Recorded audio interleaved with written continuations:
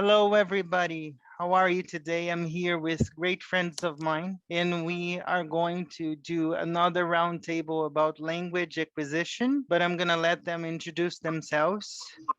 I'm going to start with Gino. Hey, what's happening? This is Gino Rai. I'm here with my buddy Rod and his English folks. Okay, Mr. Enriquez, how are you doing? I'm fine. I hope everyone is doing fine as well. My name is Leon Henriquez, also known as Mr. Henriquez, and I'm from the Netherlands. And I'm an English teacher trainer this year as well. I work at the university and I teach the future generation of English teachers. And I am a YouTube teacher as well, as most of us are, I think. Martin. Okay, so I was going to say my name is Martin, but I think we've covered that already. I should really practice these things, shouldn't I? I teach English like all of us, and I have a podcast. I'm not really able to make YouTube videos, so I'm keep things simple with a podcast and help people. I try to do it mainly through stories and have a community of people from all around the world, and we try to learn what we call rock and roll grammar and rock and roll vocabulary, which is just nonsense talk for difficult vocabulary and difficult grammar. So that's me. Nikita. My name is Nikita. I'm sure you know it already. I'm a student. I study basically English. It's like my hobby. Always happy to help out Rod. And that's it basically. Tell them what you do on the Discord server. Oh, right. Yeah. Also, every other week I break down lyrics and, look into them. I sometimes explain, have a laugh because sometimes lyrics just don't mean much, but it's always fun just to look into it and break it down. What about the genius of editing, Rob? Thanks for building up my editing skills, which I don't know. I like it. I like editing. So my English teaching videos, editing with computer novice. So I teach English, but I also try to explore different multimedia avenues. So video editing of YouTube videos, podcasts also, and I sometimes make music as a way of trying to teach English. As a way of teaching English also. Awesome. So I'm gonna read the first question. They say that the best way to learn a foreign language is to go and live in the country where the language is spoken. What do you think about it? Yeah, that's probably true. For sure. I mean, my experience with it is, at 5 years old, I moved to the US from Ecuador. And I picked up English in about a year or two, because you're in the US, only English, US, only English.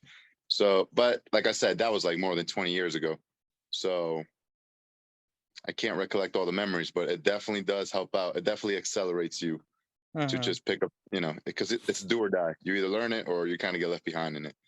I would agree with that. All right, Mr. Enriquez. Yeah, I think that's absolutely true as well. I think it's not possible for everybody to, pack up their stuff and move to an English-speaking country. But I think because of the need, it's a necessity. Your brain automatically gets in some sort of learning mode. And then you learn English the quickest way possible, I think. The same with gaming. It's kind of a real-life video game where you need your language to win the game. And moving to an English-speaking country really challenges you to learn the language. It triggers the learning as well. Martin. I think it depends, really. It obviously definitely helps, but for example, I lived in Italy for many years, and I knew many English-speaking people that had lived there for more than 5 years, sometimes nearly 10, and their Italian was absolutely terrible, because they kept themselves in a kind of English bubble.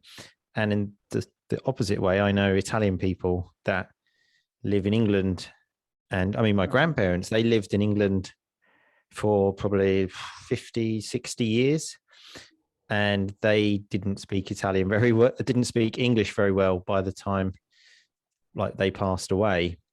So I think it depends on you really, because if you're there and you, like maybe in Gino's case, he was probably just thrown into school, and at that point it's sink or swim kind of thing. But if you go there to another country, and like the typical thing here, for example, is an Italian person will come here and work in an Italian restaurant, for example, and with other Italian people, and won't have the need. So I think it depends. If you throw yourself in the sort of deep end where it is that kind of sink or swim thing, then yeah.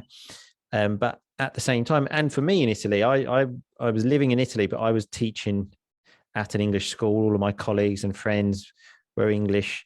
So it would have been easy for me not to learn Italian. So I had to really push myself. And then I even still did things of like language exchanges online and stuff like that. I think now in the world we live in, this is the benefit, because moving to another country increases your immersion in the language. But with the internet now, you can immerse yourself in the language without necessarily having to travel there. So I think it depends on you. If you're a really, really motivated student and you listen to podcasts, you watch things on TV, you organize language exchanges, you do all of these things, I think you can have equally the same benefits as if you were living in a country. But all of that being said, it definitely helps, obviously, because the opportunities are there much easier. It's less difficult to find these people to talk to, etc., because you're there. Whilst if you're doing it online, it's more difficult. So I would say, yes, it definitely helps a lot, but it always depends on you. Yeah, 100%. Nikita. Actually, I agree with Martin. I mean, the thing that you said about, it all depends on you. And, there is a problem here. Like, generally, I agree with it. Of course, it's a great way just to go there, live there. But just imagine if you were a beginner, let's say, it wouldn't be stressful, wouldn't it? Like, and also you just, could be shy, it just wouldn't be like the first thing for you that you would do, right? And it's so like if you're a beginner, it would be better just stay kind of in your bubble, at home, and maybe listen to a podcast.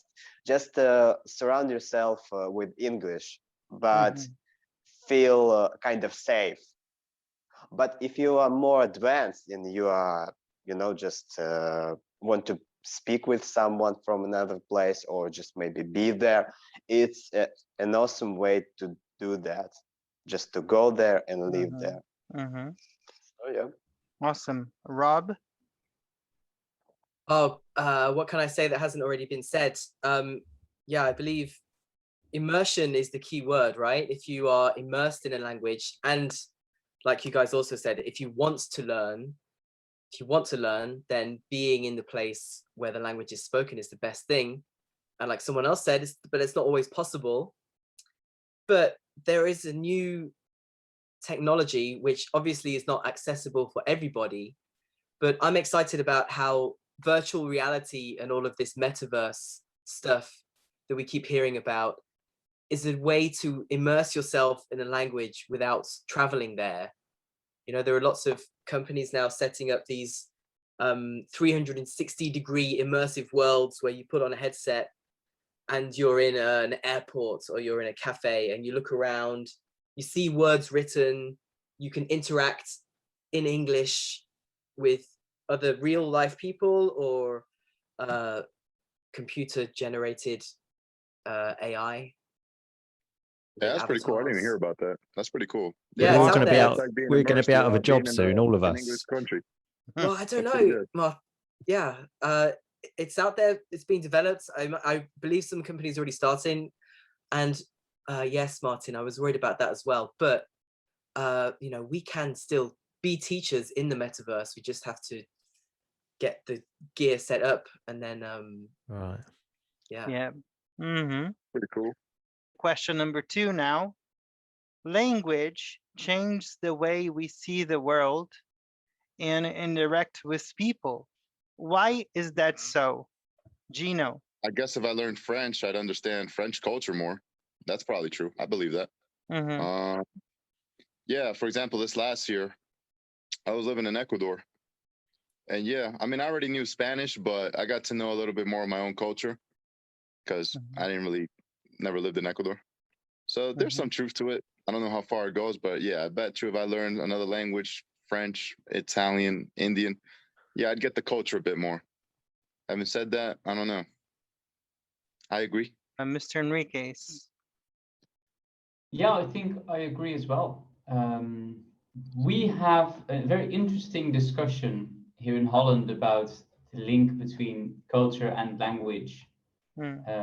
We have this thing where universities are moving away from Dutch to English. The Dutch word for this is verengelsing, which is basically where things change from Dutch to English. And then there is this idea that even though it's good for student numbers, more students will enroll, more international students will come to Holland to study, it might not be as good for our own language. And we might let go of part of our culture when we do that. And I think that also works the other way around. If you learn a language like English, then you learn something about the culture that comes with the language. Now, if you're learning English as a lingua franca, then we get a different discussion because there is no culture that carries English as a lingua franca.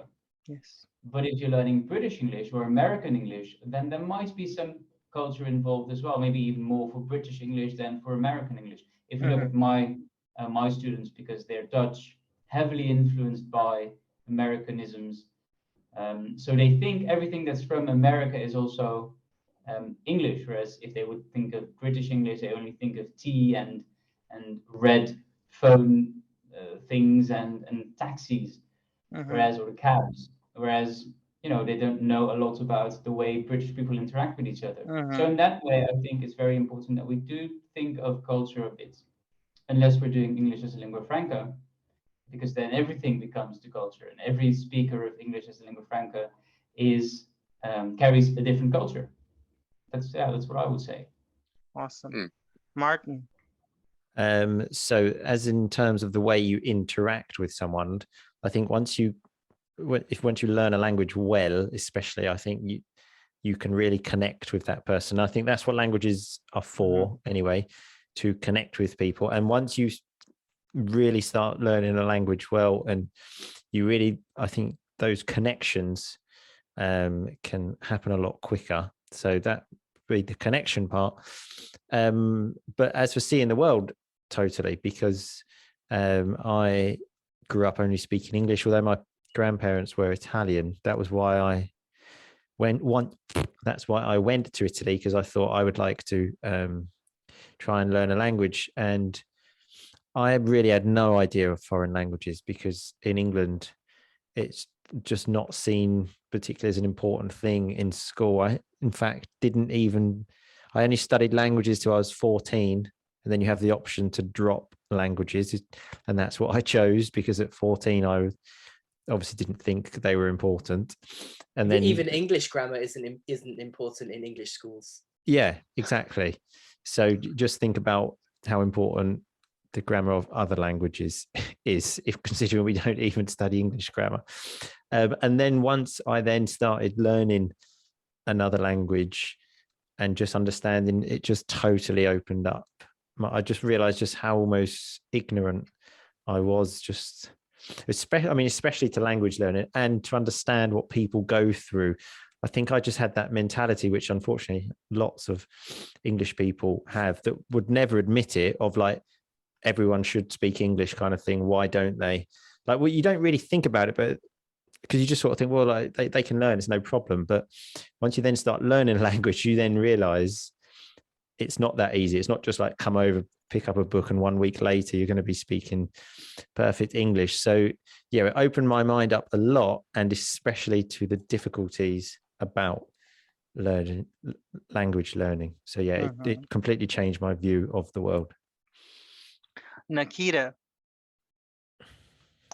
I believe it has to do something with you know, the way you kind of well, maybe interpret that other people say, and also when you think about it, you basically, when you speak in another language, you, well, you know, subconsciously, maybe you just don't realize it, but you start to act as a person from that country.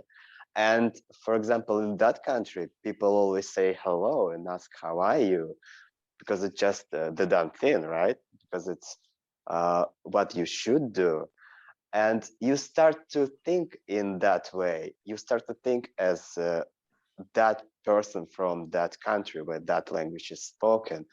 And of course, culture is really crucial here, because you start to relate to, well, particular things from that country. You start to kind of maybe sometimes see yourself as, well, I know it sounds a bit strange, as another person, but it's still you. You just act in a different way and have different patterns. Rob? Yep. Yeah, I hadn't thought about that, Nikita, about learning a language and becoming like the people of that culture. Maybe that's why when I learned some French, I suddenly felt a lot more sexy. Could be related. Might be. But I'm going to talk about how learning a language affects, what is it? Your interactions with that language. Yeah. From what, like, not speaking a language, like when I first arrived in France, and I could speak bonjour and 1 to 10. I was on a train, a metro, and this like business guy got on and put his business bag on the seat. Very important guy, started chatting on his phone. Oui, mais non, into the metro, very full metro, apart from the bag where he put his seat on. At the next stop, this old lady got on, and I'm sitting next to the bag, this guy's bag, and the lady points at the bag to say, you know, could you move your bag, please? She thinks it's mine. But I didn't know how to say, madam, it's not my bag, it's his bag. Instead, I just went like this and pointed at that guy. But next to that guy was another empty seat. So she thought I was saying, no, go over there and sit in that seat. Wow. Old lady. Instead, but what I was trying to say, what I couldn't say was, mais c'est pas, le sac, c'est pas à moi, madame, c'est à l'homme là. Qu'est-ce que je peux faire? What I should have done is just got the bag and thrown it out the window, I suppose. But like not having the language, having zero, and not being able to interact in society means that these little things where you might appear rude happen. So once having even a basic level of French and being able to say in English, it's not my bag, it's his, really change these day-to-day little interactions that you cannot really prepare for. Awesome. Yeah. You want to say something else? And when I think of football coaches, and I've said this on Learn English and Football several times, where I think where the Dutch trainers who are very good, we produce for some reason very excellent football trainers, whether they are not as successful in the Premier League as they are in our league or in the German league, because they don't know the language that well, that they can actually, you know, pass on the je ne sais quoi of football.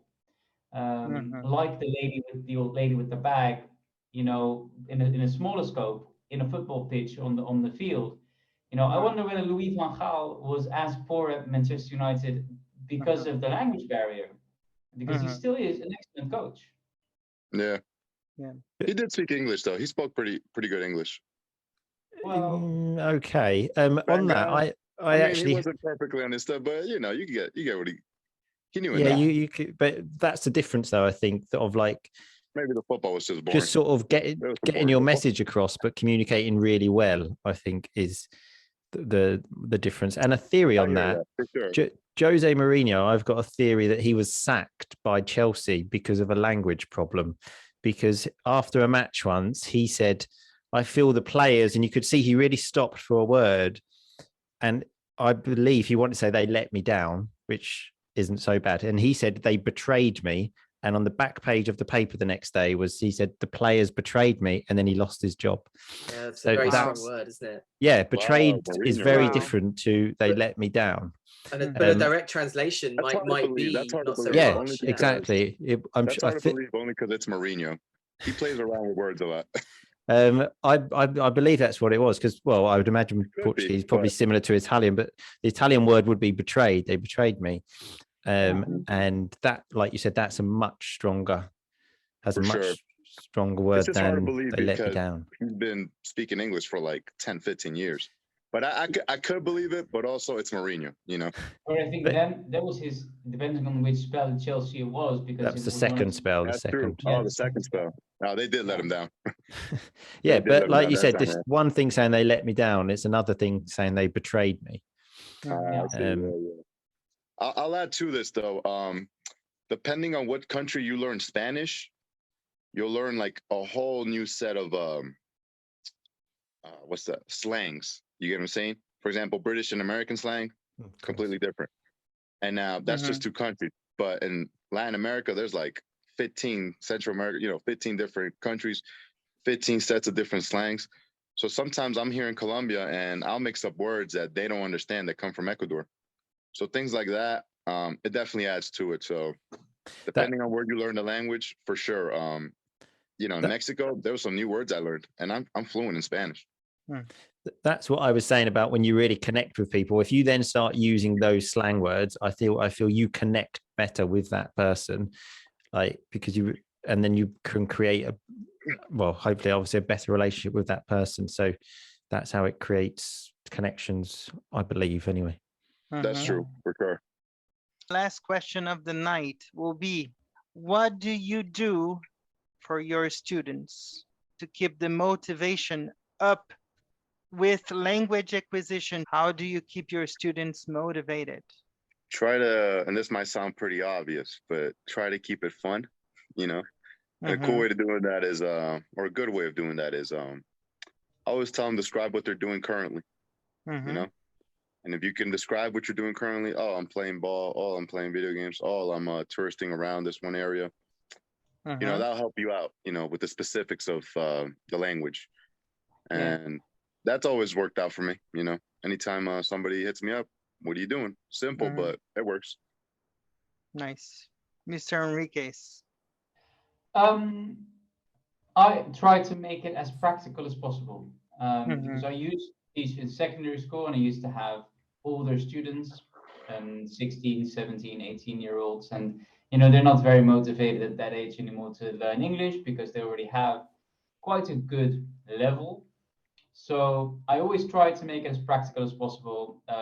Do projects. I like project-based learning, task-based learning, design-based education. Those are very interesting things to do. So anything related to a project, like create your own blog, create your own website, launch your own company, but let's do it in English, and let's see how we need the language to achieve our goals. That always motivates students to do some extra work. Not everybody loves starting their own company, but it is very interesting. I'm not an expert on any of those topics, but I learn a lot along the way in preparing classes and giving them the right scaffolds to achieve their projects. Awesome. Martin. Well, first of all, I totally agree that projects, task-based learning are a very good way to keep motivation up. And I also try to do this through stories. So if I'm doing like a live online class, I'll try and make it so the story develops through the lesson so they're interested to find out. For example, if I said to you now, you will never guess what happened to me last night, and then I just stop it there. like you want to know what happened. So I kind of try to do things like that during the lesson, so they're always engaged and want to know. And just so you know, nothing happened to me last night. I got a pretty boring life. So yeah, I always try and do this through stories, and I think I'm going to take this opportunity to mention something which is a project as well that I've worked on with my podcast community, and we've made a book, ebook and podcast of 25 stories written by people from all around the world, from people in Brazil, Argentina, Japan, China, Europe, everywhere.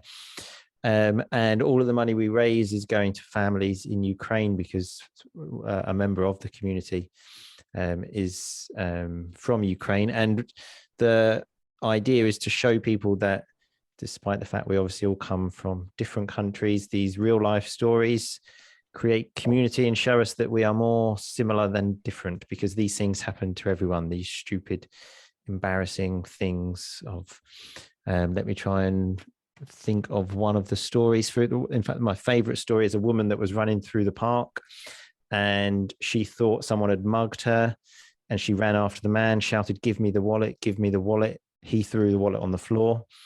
And then she got home and realized that she didn't even take her wallet, and she had actually mugged this man.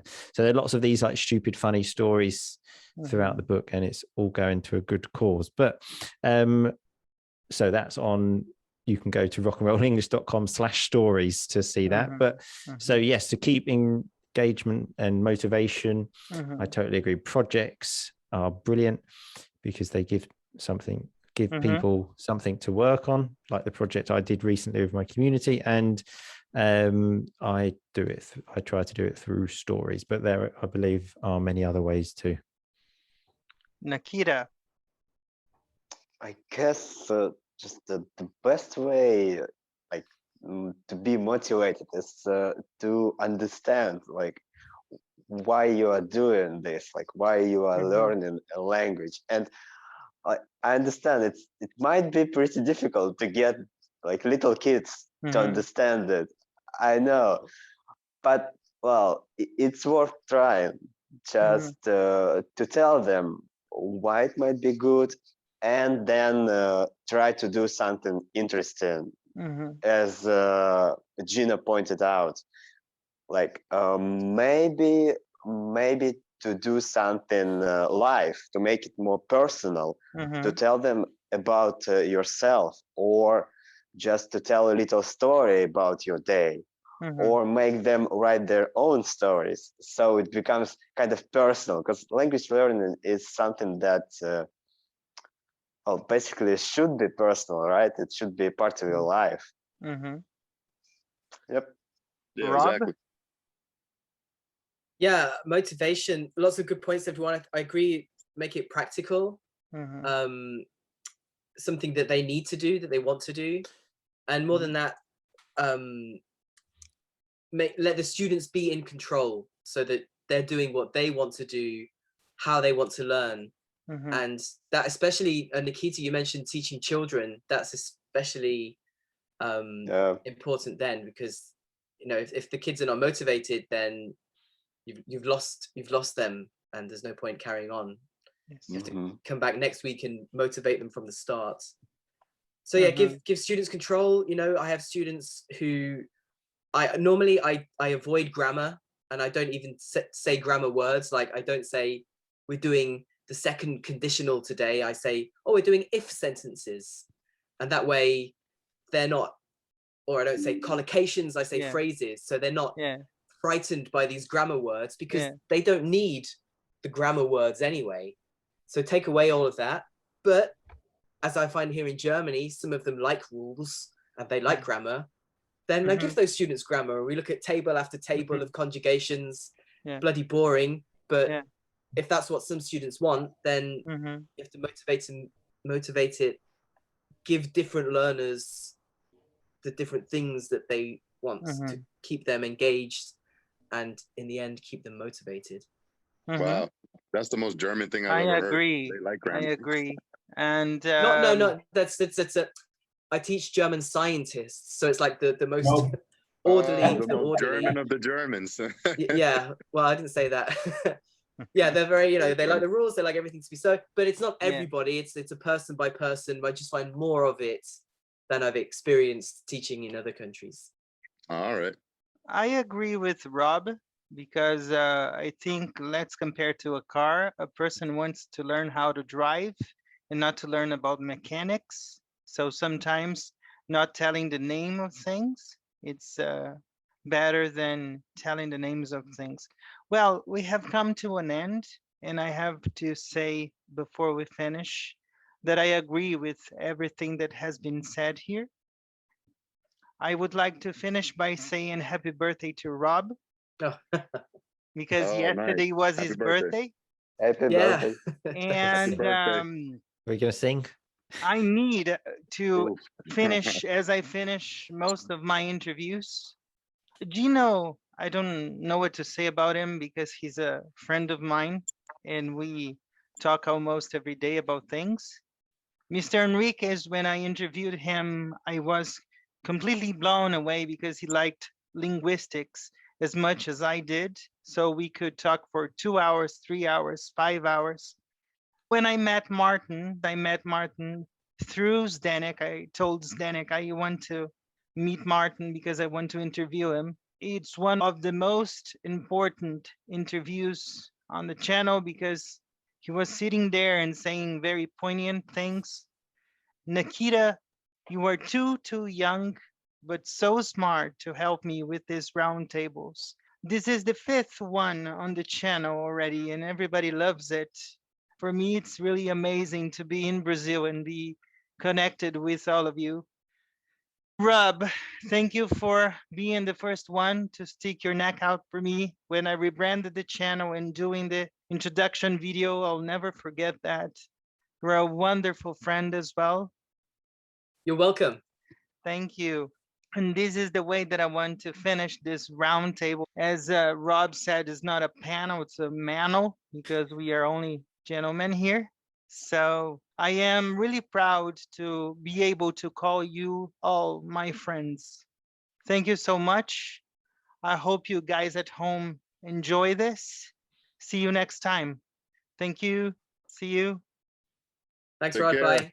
Thanks, Bye-bye. everyone else. It's great to meet you guys who I haven't met Bye-bye. already. Hello, it's Rod's friend here, Gino from Real Everyday English. Sorry for interrupting your video. I just want to make a quick recommendation that you subscribe to Rodrigo's channel. He's an amazing guy, he's so humble, he's so dedicated, and he creates absolutely fantastic content. See you people soon. Bye bye, God bless.